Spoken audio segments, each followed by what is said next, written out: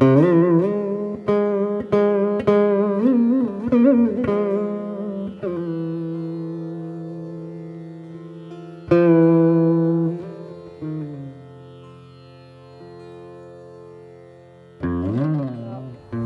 he was, in the early days when I went there, we'd do parikrama, and there were only, I think, 2 buses, 3 buses at most, and Gurudev would ride on the buses with us.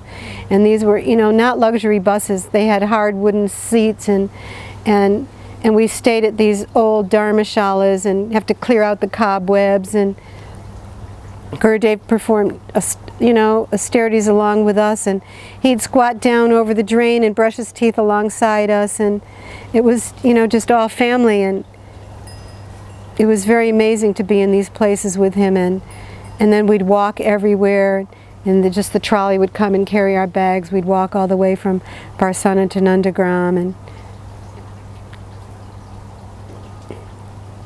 we'd get to different places, and the kitchen was in a jeep, and I just remember Premananda Prabhu and Tirtha Maharaj just jumping out of the jeep and setting up the kitchen wherever they found themselves. It was all miraculous, and they didn't need any facility, just everything came together. Our last night that first year, we stayed in an old schoolhouse way outside of Vrindavan, way out in Braj, and it was filled with cobwebs. Nobody used the place.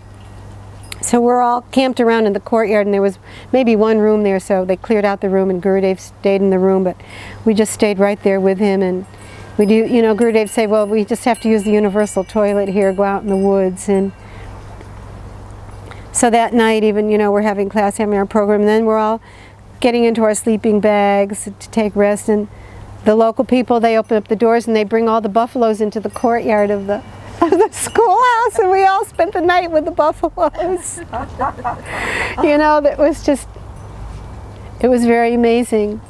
So then, maybe the 3rd year I was with Gurudev, he was on our bus with us. I was sitting just behind him, and we're going from Barsana to Kamyavan. So you have to pay a toll to cross the border. And the toll taker didn't want to accept our driver's papers. Our driver's papers were in order, and the toll taker wouldn't even look at them. So Gurudev saw what was going on. He wanted a bribe. Gurudev's leaning out the window, leaning way out the window, trying to catch that toll taker's attention, shouting at him like anything. What did Gurudev do?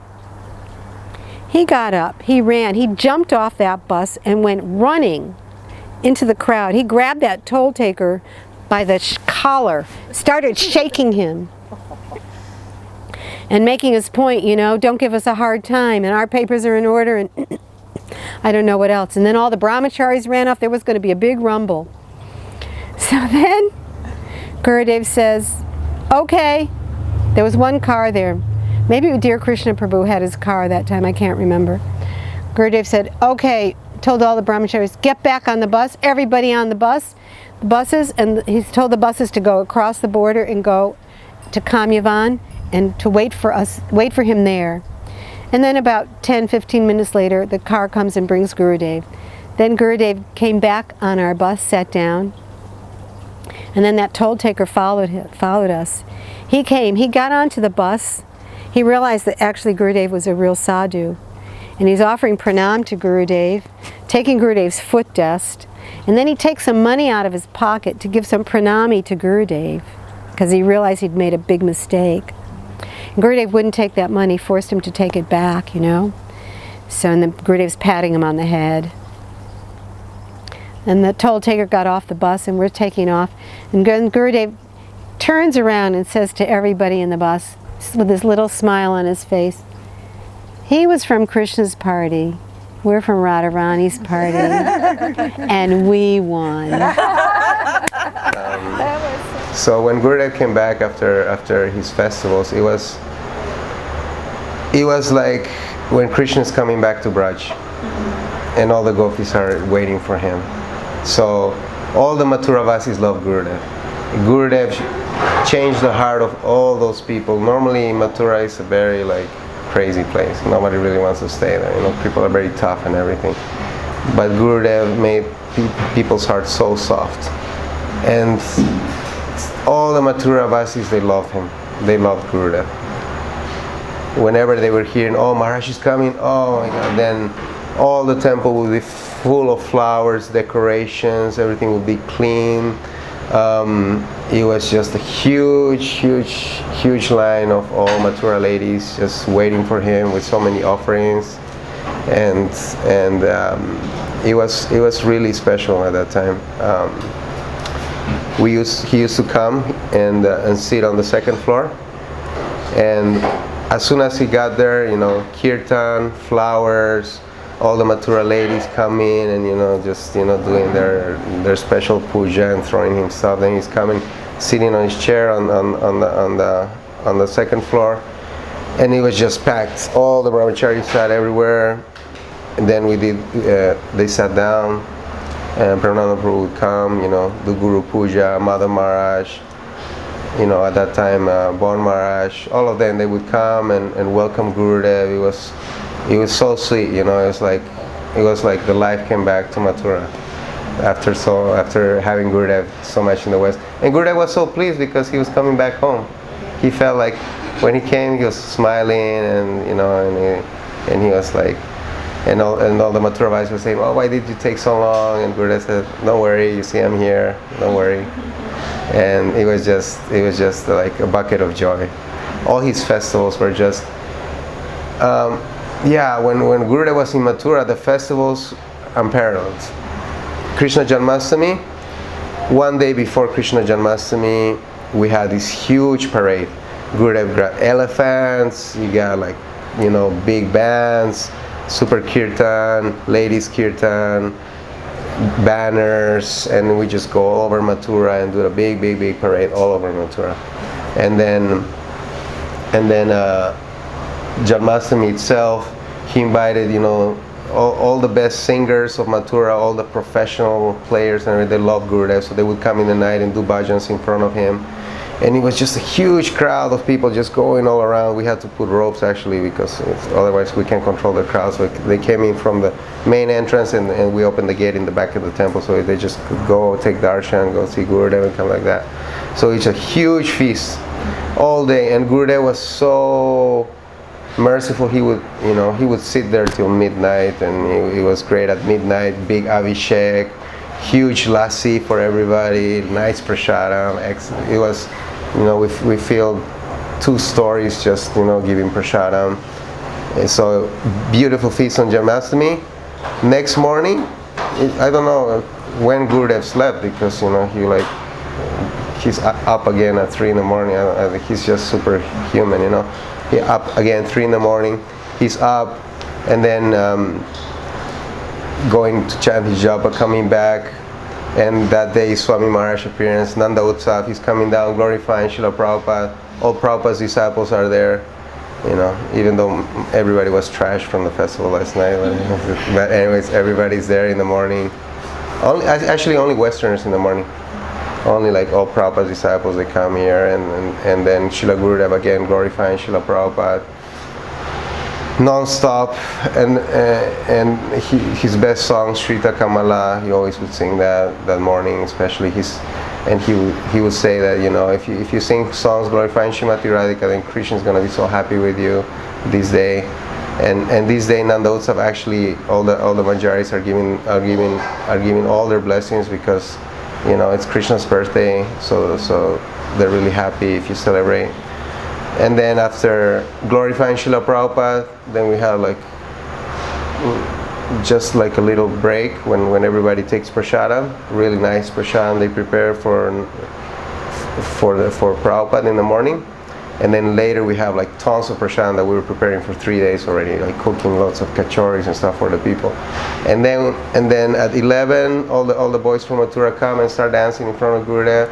Gurudev has these tons of candy, and he's just throwing here and there, and everybody's in festive dance, all these Mathura Walas, and Damodar is there playing harmonium, really, really awesome. And Gurudev's non-stop. I mean, in the morning he gave class, again he's sitting down again at 10 o'clock, 11, and then he's attending all these feasts that they have with the little kids. The little kids do a drama also.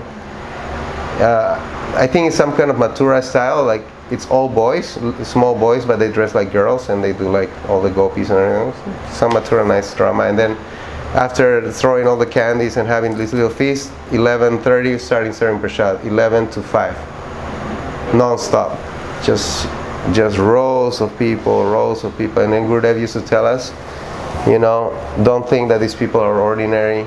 Even demigods are coming here to take this prasadam. This prasadam is not ordinary.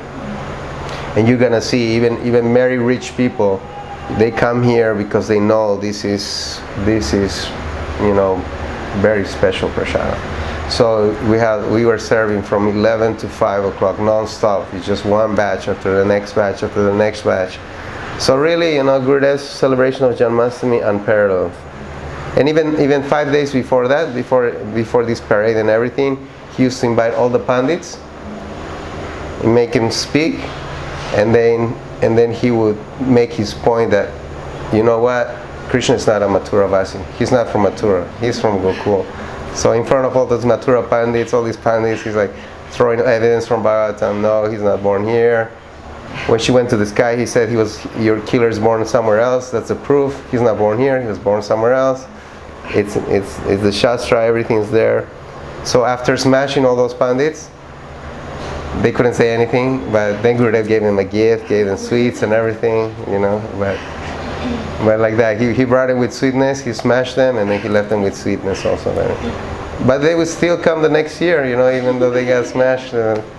It was Gurudev's mercy. So yeah, those festivals are, and Radhastami, Gurudev's Radhastami is also another great thing.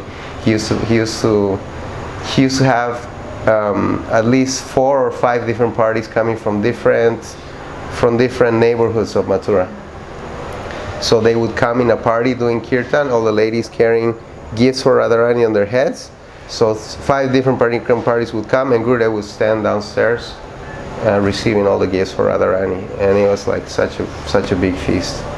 And you know, Radharani is very merciful. She doesn't make us fast, so it was just feast after feast. And I don't think there's gonna be anybody in the past or anybody in the future that's gonna be anytime equal the festivals that Srila Gurudev used to do. So yeah, it's really special. The best remembrance of Srila Gurudev is that of Narottam Das Thakur. But my remembering of Srila Gurudev is like a daughter who is coming to a father in times of need. Srila Narottam Das Thakur is saying, Shri Guru Karuna Sindhu Adama Janara Bandhu. Srila Gurudev is the embodiment of love, but this love is shown in this word as compassion to us, to conditioned souls. So as a father, he is waiting for his children to become grown up, and that he can give them more than just bare necessities. So this is how Srila Gurudev is taking care of us all the time, from the beginning, from the initiation, till we become more qualified. When I was newly initiated, I went to see Gurudev off on the airport after one festival. It was in Germany, and I was so moved and overwhelmed and sad that he's leaving, because I could not imagine what will happen after that. So I was only crying. And then Gurudev came very near to me, almost into my face, and with such a kind look, he said, "You are all my children, and I am your father." And it was so it makes so much impression on me that these words carried me for a long time. One time also, on one festival, I observed one thing. We were waiting in a row for giving Gurudev present or just have a darshan. And one lady in front of me, she was preparing her present very carefully. She packed it and removed something. She spent a lot of time to make the present look nice. And I was thinking, why she's doing this? It is not so important what is outside, more important what is inside. So I was not taking it so much serious what she's doing. But when she came in front of Gurudev and she gave that present to him, I was surprised how he reacted. he took the present in his hand and studied all the rubbers and the paper, and like it was something very special how she gave it to him, how it looked like. So then from this I understood that even a small endeavor makes Gurudev can make it very meaningful. Mostly in that festivals, because I saw Gurudev only twice a year, in Kartik for a month and on these European festivals. And on these festivals there was a seva. My husband got an idea. We will collect some spinach for Gurudev. He likes to eat wild spinach. So he went to the forest to check what is growing there, and he collected some things. And he was wondering, will Gurudev like it or not? These are German herbs, spinaches. So one time he was picking up some flowers. Before they blossom, there's a bulb, and he collected and gave to Madhuvrat Prabhu to cook that. And he was thinking, maybe he will not like, I don't know. But on the day, Madhuvrat Prabhu, he said to him, Gurudev was eating them, and he called me and gave one of it and said, try this, and put it in my mouth. And it was really amazing. He liked it. I just want to talk quickly about how I was introduced to Krishna consciousness, because it was a very dear friend of mine, Tarun Krishna Prabhu. He introduced me to Krishna consciousness, and I was really inspired by the book of Srila Prabhupada, and I considered him like my Shiksha Guru. So one day he told me, this friend, Tarun Krishna Prabhu, he told me, okay, I cannot go, but you should go to very elevated, pure devotee, Vaishnav. He will be in the south of France. It was close to Toulouse, the last festival Gurudev did in France, in fact. And so I went there. I was just curious what is, because I saw a few Vaishnav before, but was not really. I was waiting for something special, something like magical, like not only because I'm not a religious person. I was not very attracted by religion, in fact. But I wanted like to live like an extraordinary experience, like something mystical, I don't know. And so I met Gurudev, and for me it was, when I saw Gurudev for the first time, it was really strange, because it's like I could see like Srila Prabhupada like above him, like in like a hologram or something like that. So I had instantly faith in him, also because of that, because he made me understood that, okay, I'm serving Srila Prabhupada. So it was very clear for me. And so by his grace I received Harinam initiation after that. And so it was the beginning, and yeah, just one story I want to talk about, because my initiation was in 2001 or 2002, I don't remember really, but in 2006 I came to India for my first parikram, Vrajmanda parikram, and so I came, I took the first train from Delhi to Mathura. I could not sleep in the plane, I could not sleep in the train. And in my mind, I was alone. In my mind, Mathura, Vrindavan, it was very close. Because the father of Krishna, he took Krishna from Mathura to Vrindavan, so Soto is very near. And so I came to the train station, and there was so much rickshaw came to me. I did not know who I'm going to choose. I saw a very old man. I think maybe he has not so much customers, so I will go with him.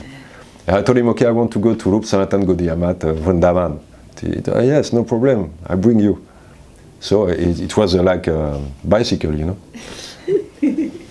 And so he was driving on the very bad roads of Mathura, and like maybe 20 minutes, we arrived to a place. It's here. okay, I was really happy, you know. I did not see anybody, you know, but where are they? It's Parikram. So I enter into Keshavaji Gaudiya Math in Mathura, thinking it's Shri Sanatana Gaudiya Math, and there was nobody.